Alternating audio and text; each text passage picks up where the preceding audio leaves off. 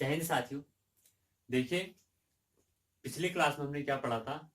उत्तर वैदिक काल के बारे में, उत्तर वैदिक कालीन संस्कृति के बारे में हमने पढ़ा था। उसमें क्या था कि हमारा जो था ऋग्वैदिक कालीन संस्कृति हमने पिछली क्लास में कवर कर ली, उससे पिछली क्लास में। ठीक है, जो हमारी पिछली जो पिछली क्लास थी, इसमें हमने क्या कर दिया था, अपना उत्तर वैदिक कालीन संस्कृति स्टार्ट की थी। उसमें क्या था कि हमारा वैदिक जो वेद थे, कितने वेद इसमें लिखे थे? ऋग्वैदिक काल में हमारा बस खाली एक वेद लिखा गया था, और उत्तर वैदिक काल में बाकी जितने भी वेद बचे थे वो सारे कब लिखे गए थे? हमारे उत्तर वैदिक काल में। कौन सा? यजुर्वेद, सामवेद, अथर्ववेद, उसके बाद हमारे ब्राह्मण ग्रंथ हो गए, और फिर आरण्यक ग्रंथ हो गए। जितनी भी चीज थी ये सब कब लिखी गई थी? हमारी उत्तर वैदिक काल में। उत्तर वैदिक कालीन राजनीतिक जो है जीवन में पढ़ लिया था इन लोगों का। अब देखिए, अगला हेडिंग डालते हैं हम, सामाजिक जीवन। क्या? सामाजिक जीवन।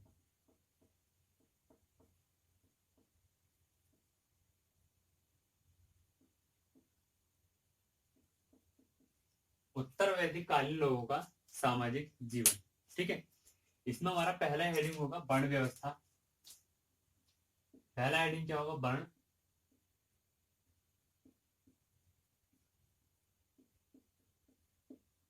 व्यवस्था। देखिए, वर्ण व्यवस्था हमारी क्या थी?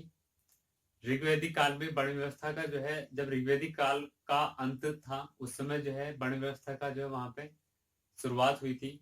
ऋग्वैदिक कालीन के अंत में वर्ण व्यवस्था हमारी आई थी। तो एक तरीके से जो कहा जाता है कि वर्ण व्यवस्था की जो वास्तविक स्थापना थी, क्या है? वर्ण व्यवस्था की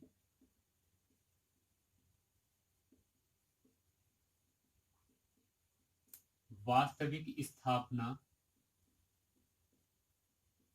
इसी समय पर हुई थी। ठीक है, कब? उत्तर वैदिक काल में ही। उत्तर वैदिक काल में ही हुई थी। क्या थी? वर्ण व्यवस्था की जो वास्तविक स्थापना थी वो कब हुई थी? हमारी उत्तर वैदिक काल में ही हुई थी। अगला आता है, क्या है? आगे बताया गया था कि इस काल में वर्णों में अंतर स्पष्ट करने के लिए क्या था? हमारा भेद परक वर्ण व्यवस्था की भी स्थापना हुई थी। क्या कहा जाता है आगे? कि यहाँ पर वर्णों में अच्छे तरीके से अंतर स्पष्ट किया गया था। वर्णों में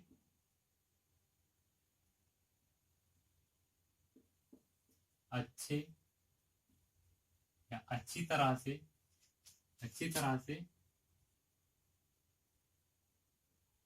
अंतर स्पष्ट किया गया था। ठीक है, अब देखिए यहाँ पे वर्ण व्यवस्था के बारे में दो चीजें देखने के लिए मिल गई। तीसरी बात क्या थी वर्ण व्यवस्था के बारे में? तीसरा पॉइंट ये कहा जाता है कि यहाँ पर वर्ण व्यवस्था जो है बहुत ही जटिल होने लगी थी। क्या थी? वर्ण व्यवस्था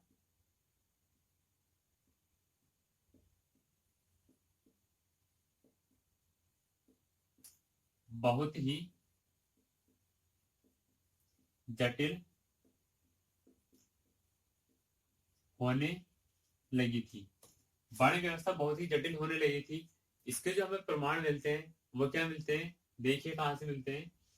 इस समय पर जो हमारे वैश्य होते थे, यानी कि व्यापारी, वैश्य को अनस्य बलिकृत, क्या था? अनस्य बलिकृत, यानी कि कर देने वाला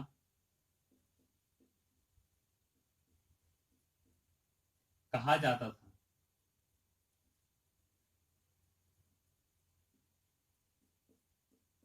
क्या था?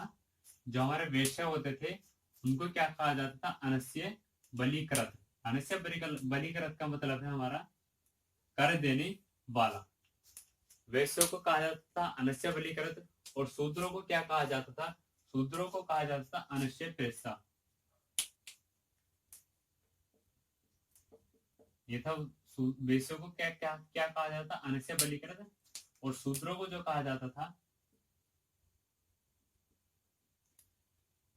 शूद्रों को अनस्य प्रेस्य,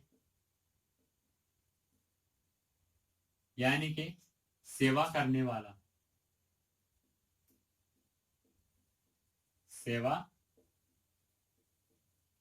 करने वाला कहा जाता था। देखिए, वैश्य को अनस्य बलिकृत और शूद्रों को अनस्य प्रेस्य कहा जाता था। ठीक है, ये तो नहीं हमारी वर्ण व्यवस्था के बारे में बात, उत्तर वैदिक कालीन वर्ण व्यवस्था क्या थी, इस तरह से थी।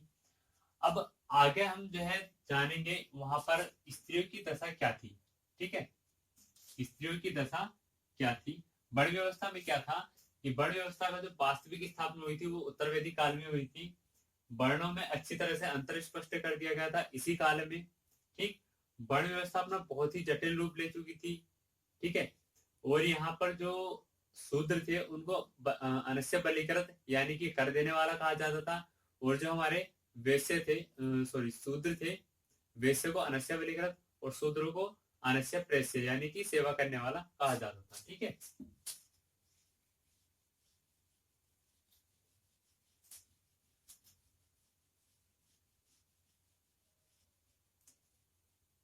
आगे देखेंगे हम स्त्रियों की दशा।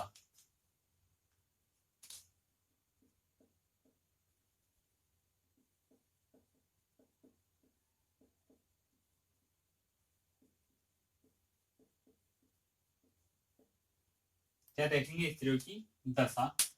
देखिए, स्त्रियों की दशा हमारी उत्तर वैदिक काल में तो अच्छी थी। विदुषी महिलाओं का भी क्या मिला था, हमें उल्लेख मिला था वहां पर। यहाँ देखते हैं क्या है। यहाँ पर देखिए, एक तो सबसे पहली बात, बाल विवाह देखने के लिए नहीं मिलता है। बाल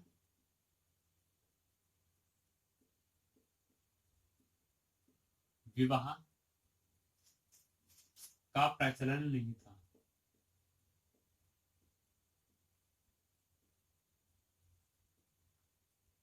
कैसा, बाल विवाह का प्रचलन नहीं था, और सहगोत्र सहगोत्र विवाह वर्जित थे।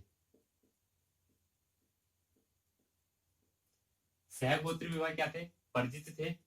आगे देखिए, स्त्रियों को शिक्षा दीक्षा का पूर्ण अधिकार था। यहाँ पर शिक्षा ले भी सकती थी और शिक्षा दे भी सकती थी। क्या था, स्त्रियों को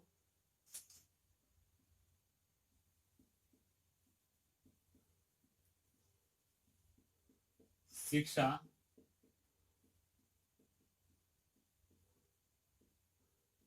दीक्षा का पूर्ण अधिकार था। ठीक है, शिक्षा वो ले भी सकती थी और शिक्षा दे भी सकती थी। ठीक है, बाल विवाह का प्रचलन था ही नहीं, सहगोत्र विवाह वर्जित था। ठीक है, आगे देखिए, एक हमारे पास मैत्रायणी संहिता है।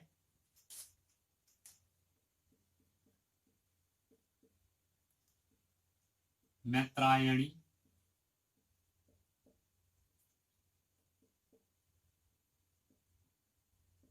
संहिता। मैत्रायणी संहिता में जो कहा गया है वो स्त्रियों को असत्यभाषी कहा गया है। इसमें स्त्रियों को असत्य भाषी कहा गया। असत्य भाषी का मतलब क्या है, झूठ बोलने वाली। क्या है, झूठ बोलने वाली। स्त्रियों को क्या कहा गया है, असत्यभाषी कहा गया है, झूठ बोलने वाली। और इसमें हमें इसी ग्रंथ में एक जानकारी और मिलती है। क्या है, इसी ग्रंथ में स्त्रियों को मनुष्य की 3 बुराइयों में से एक माना गया है। स्त्रियों को मनुष्यों की 3 बुराइयों में से एक माना गया है। अब देखिए मनुष्य की 3 बुराई क्या थी।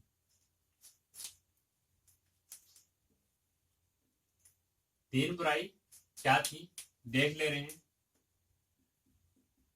जो 3 बुराइयां थी, पहली थी शराब, दूसरी थी जुआ,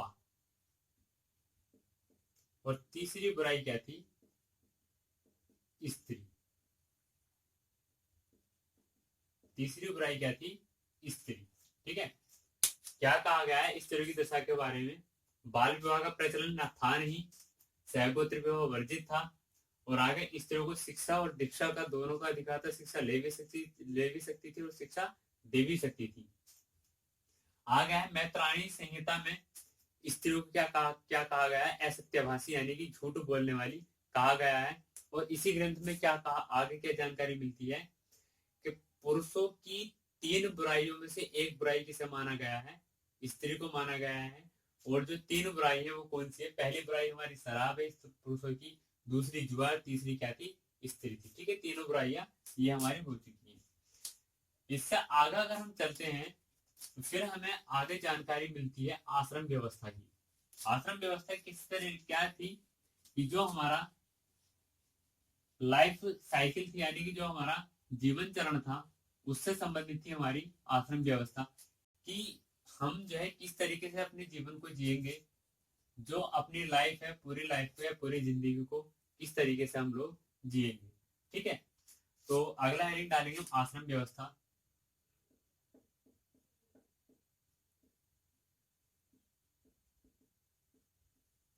आश्रम व्यवस्था एक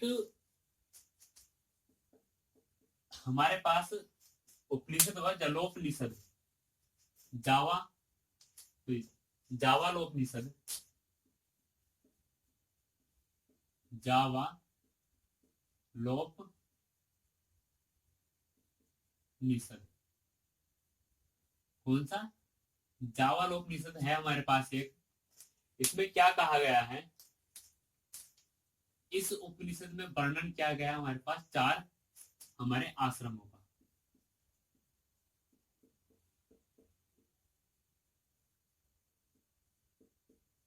4 आश्रमों का वर्णन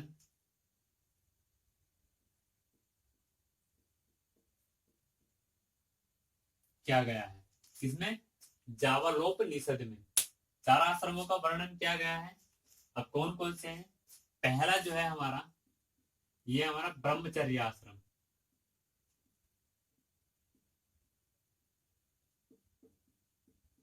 ब्रह्मचर्य आश्रम, ये जो बताया गया है वो बताया गया है जन्म से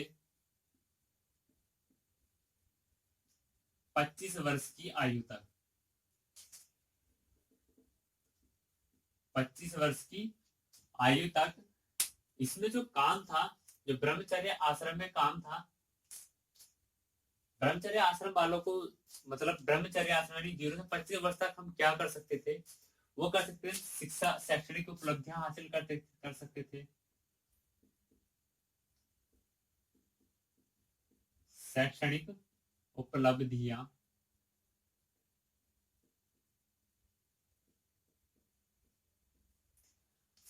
और बौद्धिक विकास भी हम इसमें जो है अपना कर सकते हैं। शैक्षणिक उपलब्धियां व बौद्धिक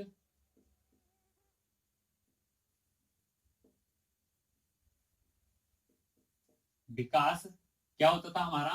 ब्रह्मचर्य आश्रम में ही होता था। क्या है? ब्रह्मचर्य आश्रम में क्या बताया गया है? 0 से 25 वर्ष तक जो है ये चलता था। और उसमें क्या कहा है? शैक्षणिक उपलब्धियां हासिल जो होती थी हम ब्रह्मचर्य आश्रम में ही होती थी। और जो बौद्धिक विकास होता था हमारा, पूरी बुद्धि का विकास अच्छी तरीके से हम अपना बौद्धिक विकास कौन से आश्रम में कर पाते थे? ब्रह्मचर्य आश्रम में। दूसरा आश्रम आता है हमारा गृहस्थ आश्रम। दूसरा आता है हमारा गृहस्थ आश्रम।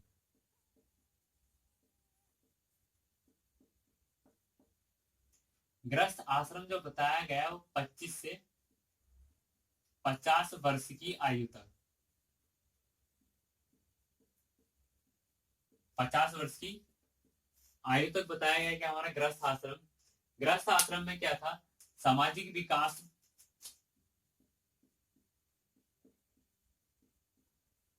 यानी कि समाज के बारे में जानकारी, कुछ धर्म, अर्थ, व काम की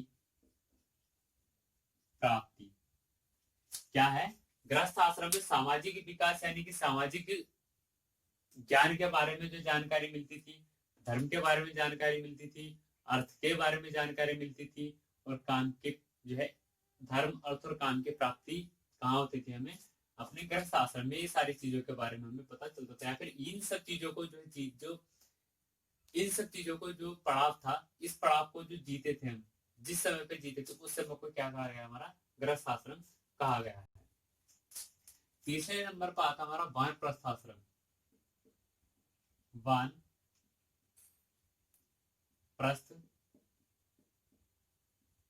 आश्रम, इसका जो समय है वह 50 से 75 वर्ष तक। वानप्रस्थ आश्रम का समय क्या है? 50 से 75 वर्ष तक है। इसमें बोला गया आध्यात्मिक उत्कर्ष हेतु। ये जो समय जो हमारा निश्चित किया गया वो किसके लिए क्या गया? आध्यात्मिक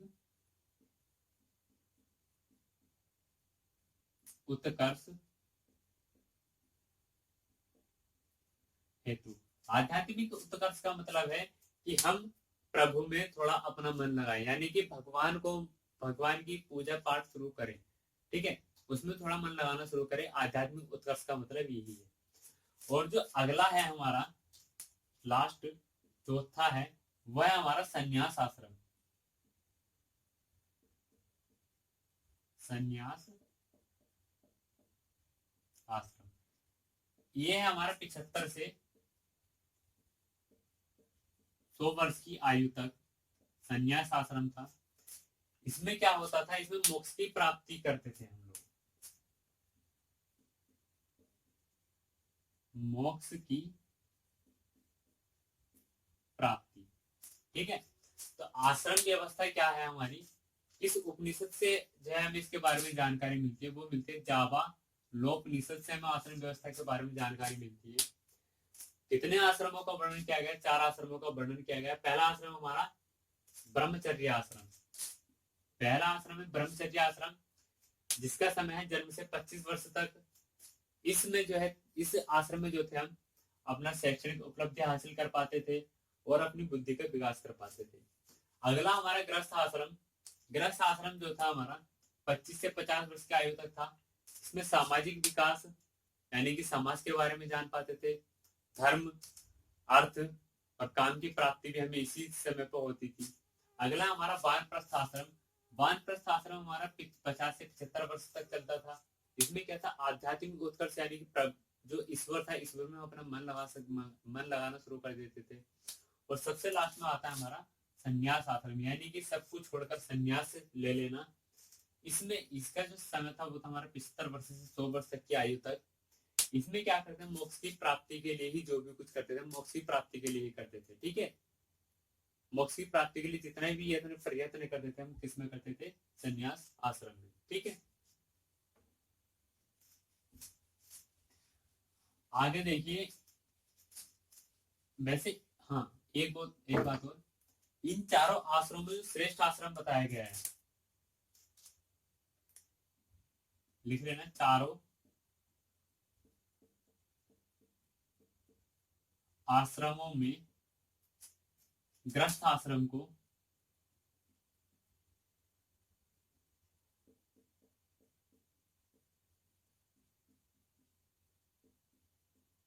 श्रेष्ठ बताया गया। किसको? गृहस्थ आश्रम को हमारा सबसे श्रेष्ठ बताया गया है चारों आश्रमों में। ठीक है, लिख लेना इसको भी।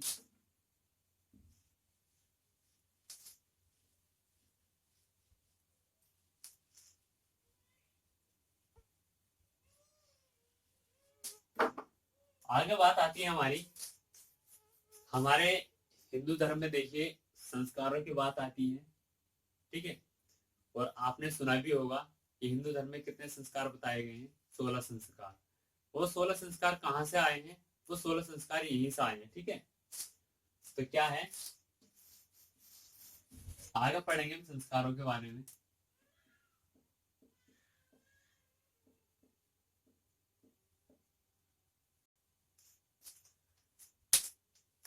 संस्कार शब्द की व्याख्या क्या हो सकती है? संस्कार शब्द को हम किस तरीके से डिफाइन कर सकते हैं? तो क्या है, मनुष्य स्वरूप को या मनुष्य के स्वरूप को, मनुष्य के स्वरूप को सुसंस्कृत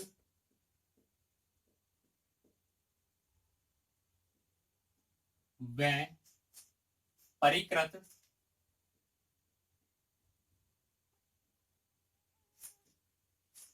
करने के लिए ही क्या क्या किया गया था? संस्कारों की, यानी कि संस्कारों को बनाया गया था। मनुष्य के स्वरूप को सुसंस्कृत व परिकृत करने के लिए ही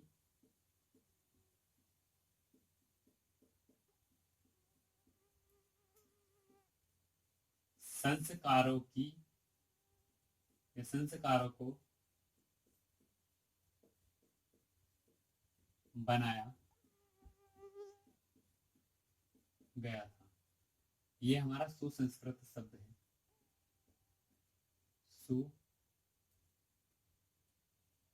सुसंस्कृत शब्द। ठीक है, तो मनुष्य के स्वरूप को सुसंस्कृत व परिकृत करने के लिए ही क्या करा गया था? हमारे संस्कारों को बनाया गया था। यानी कि एक तरीके से मनुष्य को जो है किन किन बातों का ध्यान रखना चाहिए, उसको जो है किन चीजों से गुजरना चाहिए, या फिर उसको एक अच्छा जो है जीवन व्यतीत करने के प्रति जो जागरूक करने के लिए क्या किया गया था? हमारा संस्कारों का रचना की गई थी, एक व्यवस्था की गई थी। अब देखिए, हिंदू धर्म में संस्कारों की संख्या बताई गई है, वो है 16। क्या है? हिंदू धर्म में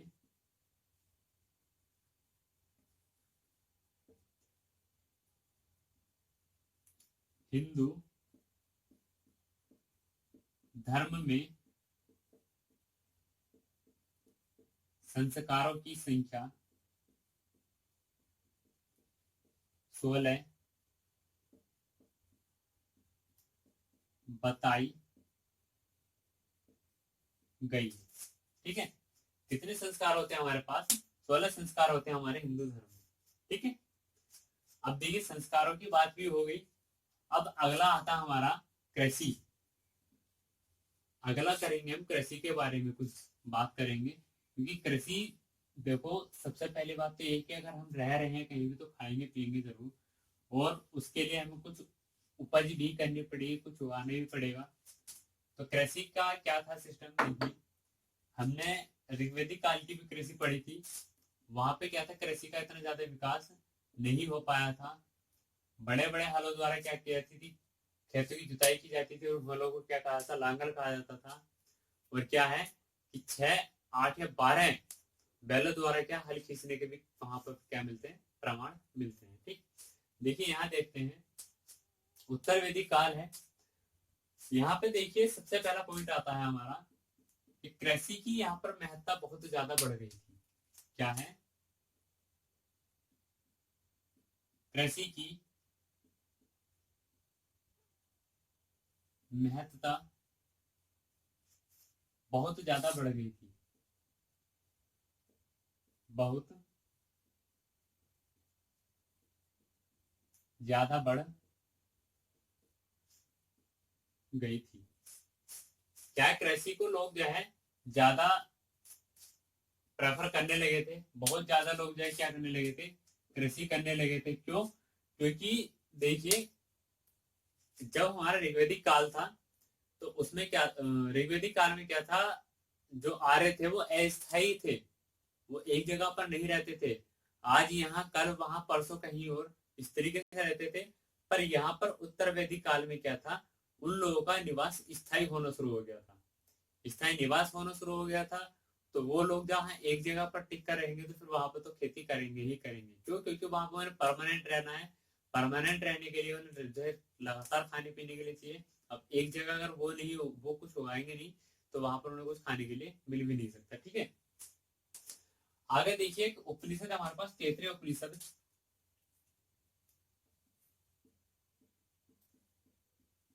तैतरीय उपनिषद। यहाँ से हमें क्या मिलता है, अन्न पैदा करने के उल्लेख मिलते हैं। यहाँ से हमें अन्न पैदा करने के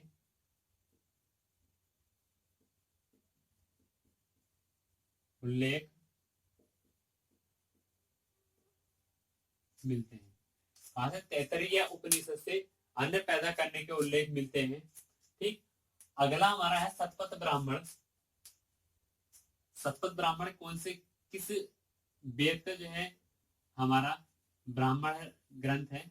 वह है हमारा यजुर्वेद का। ठीक है, तो क्या है सतपथ ब्राह्मण?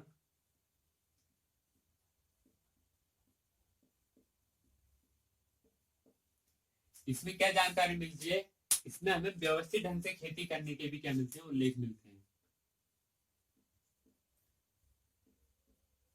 व्यवस्थित ढंग से खेती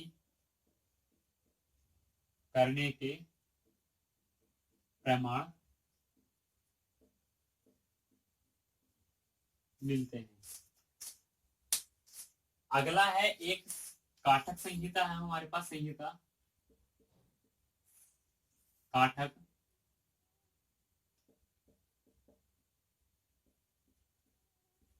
संहिता। यहां से भी हमें जो है खेती के प्रमाण मिलते हैं। यहां से क्या मिलता है, 24 बैलों द्वारा, 24 बैलों द्वारा हल खींचने के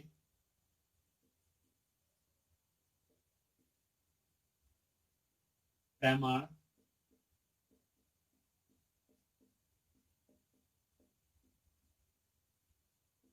मिलते हैं। ठीक है, तो देख कृषि की व्यवस्था क्या थी यहाँ पर। कृषि जहां तक है ऋग्वैदिक काल को देखते हैं, यहाँ पर कृषि की व्यवस्था काफी अच्छी थी। क्यों?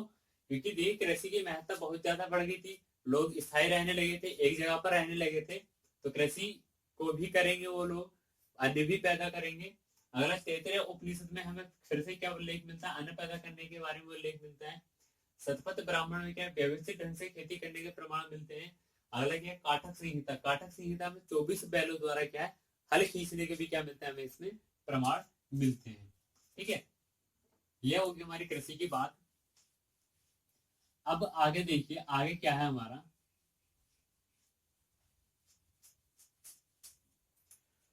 कुछ धातुएं मिली थी हमें यहां से।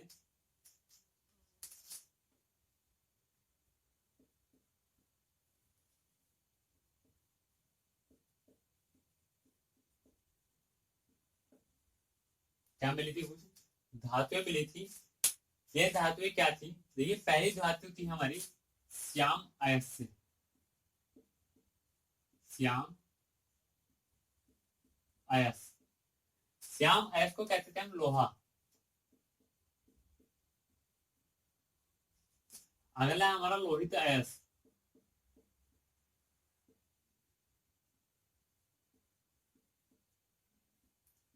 अगला क्या है हमारा, लोहित अयस्क। लोहित अयस्क बोलते थे हम तांबे को, लोहित अयस्क किसको बोलते थे हम, तांबे को। उससे अगला आता है हमारा अयस्क। अयस्क बोलते थे हम कांसे को।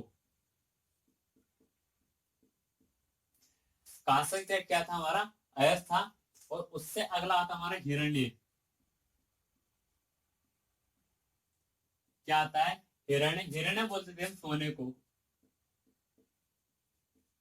सोना धातु थी जिसका नाम क्या था उस समय पे? हिरण्य। हिरण्य था। उससे अगला आता हमारा रुपये। रुपये किसको बोलते थे हम? चांदी को। रुपये किसको बोलते थे? चांदी को। उससे अगला आता है हमारे पास शीश। शीश बोलते थे हम शीशे को। शीशा। शीश किसको बोलते थे? शीशे को। और सबसे लास्ट में आता है हमारे पास रिपु। रिपु बोलते थे हम रांगा। रांगा धातु होती थी एक, या होती है अभी भी, रांगा अभी भी होती है, तो उसको क्या बोलते थे? उसमें पे रिपु बोलते थे। ठीक है, तो ये क्या होगी? हमारी धातुएं हो गई। आगे देखिए, एक नोट करके लिख लीजिए।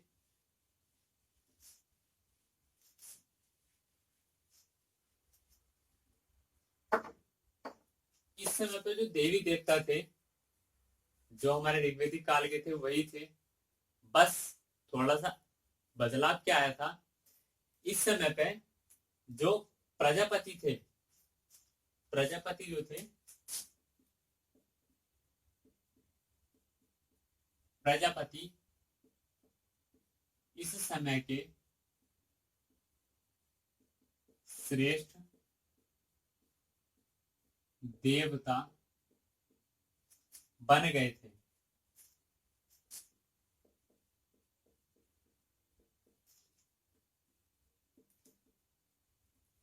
श्रेष्ठ देवता कौन थे इस समय के? प्रजापति थे, या फिर इनको क्या कहा जाता था? देवताओं का पिता भी इनको कहा जाता था।